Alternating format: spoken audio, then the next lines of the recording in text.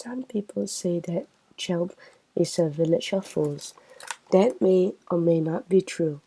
You can decide for yourself. Listen to what happened one Passover when, right before sundown, a poor ragged stranger arrived and changed the village forever. You know what we say at Passover? The stranger proclaimed to the people in the square. All who are hungry can come and eat. He looked around hopefully. The people of Chelm all looked around too, hoping someone else would invite this hungry stranger in for the Seder. We hardly have enough food for ourselves, moaned Fido. It's been such a long winter, groaned Lila. Do your belly favor and go to the next town? Shmuel pointed the way. Everyone nodded, but the stranger wouldn't budge. No food? He shrugged. Don't worry, he pulled a stone from his pocket and held it up. I can make the most delicious matzoh ball soup with this. All I need is a big cooking pot. Impossible, exclaimed the people of Sham. We are no fools.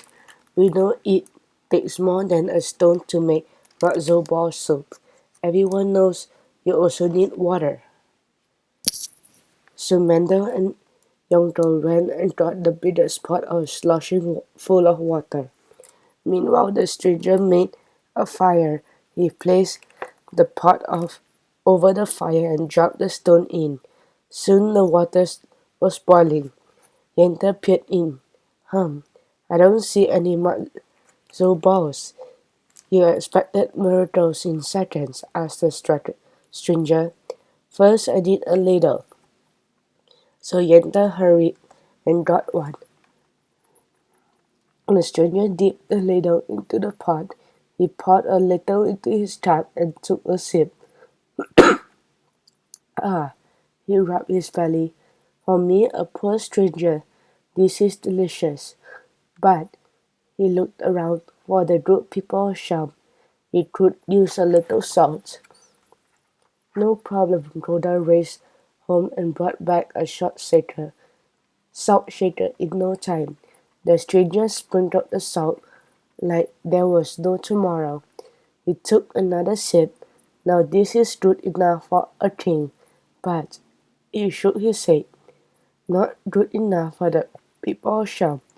We don't happen to have any onions in this town. You think we are uncivilized? Of course we have onions. Moshe sent the children racing home. He hurried back with enough onions to make you cry for a week, maybe two. Before you could blink, the stranger had a mountain of chopped onions. As he dumped them into the pot, he asked, Here in Sham, have you heard of garlic? You think we are fools? Of course we have heard of garlic. Zado sent the children rushing home again. They hurried back with enough garlic to choke a horse, maybe two. The stranger hummed as he dropped the garlic into the pot. I suppose carrots are too common for you people in Osham. Too common? Bah, said Yosho. Feet are common, too, but does that mean we don't use them? Don't be foolish. In Sham we use our feet and our carrots. And so it went. Carrot, celery, chicken, what a soup. Yente narrowed her eyes. Don't think we don't know what you're doing. She shook her finger at the stranger. What do you mean? The stranger stopped stirring. You said you made a matzo ball soup from a stone. Yente stood on tiptoes so she could glare at him eyeball to eyeball. You think we are foolish? She cried. Of course not, said the stranger. Yenta put her hands on her hips. Then where are the matzo balls? What a wise woman, said the stranger. I almost forgot. The stone of mine makes the best matzo balls in the world. So big and heavy, they'll sit in your belly like rocks all 8 days of Passover. Guaranteed. You won't need to eat for a week. I'll get them going right now. Wait, exclaimed Rivka. Don't you know you're in Chelm? Don't you know we make matzo balls so light they can almost fly? Impossible, said the stranger. I never met people like you. So wise, so clever, and you can even make matzo balls.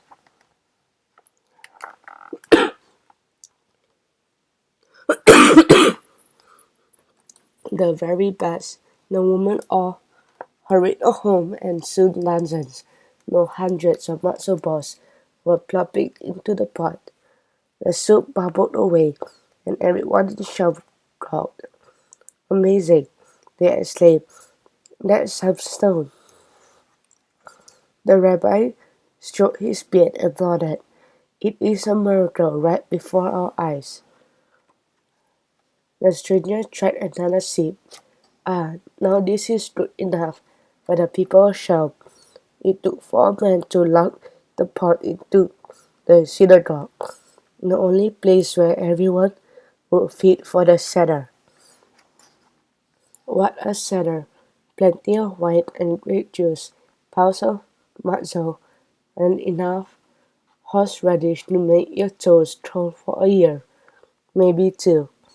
When it was time for the meal, the stranger stood up. He clanged the ladle against the soup pot. Good people shout. I have something important to say. A hush filled the room. The stranger spread his arms wide and proclaimed, all who are hungry, please come and eat. Some say that people who shout are all fools, but that passed over. Everyone had a full belly, even the poor stranger. Now, what's so foolish about that?